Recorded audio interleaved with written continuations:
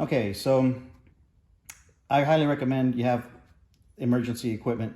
Sometimes you go to the range and things happen, you never know. It could just be on the street and something happens, right? So this bag is separate from these items, so they're all bought separately. I like these little bags because they're real easy to open. But one of the things you want to do is you want to put the things you might need easiest out on the outside. So for example, right off the bat, you've got a tourniquet right here on the side. You can't really see it, but you would pop this open, the tourniquet comes out. It's one of the best on the market. It's very durable. It's really easy to apply to an injured person. I recently saw a police video where an officer was shot and he's telling his other fellow officers who are putting tourniquets on him, put it high, put it up high. And the thing of it is, the wound was actually low on his arm. The proper way to apply them is above the wound. All right, so if the wound is here, don't apply it, further up the arm. Anytime you apply a tourniquet, you're basically taking the blood away from anything lower than that than a tourniquet. So if you're going to have something amputated, you'd much rather have it amputated here than up near your shoulder.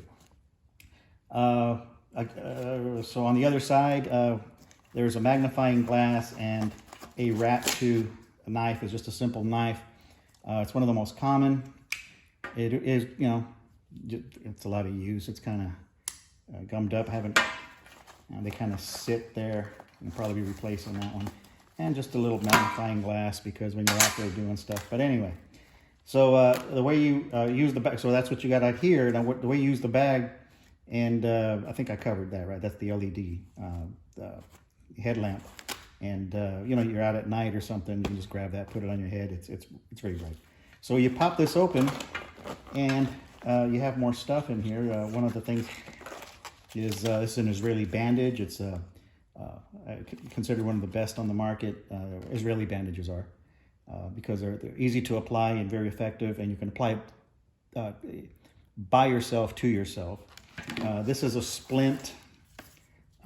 It seems kind of crazy, but when it's bent one way, it can't be bent another.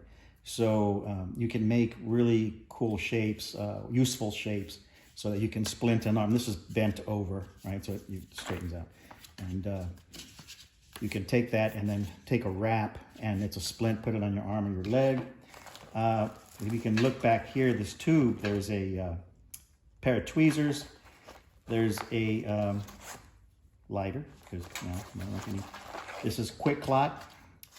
And you have to be careful where you apply quick clot. You can't just there's some places, for example, in a chest wound, it's probably not the right place. You probably need a chest bandage, I forget what it's called, but it allows air to come out but not go in, type of thing.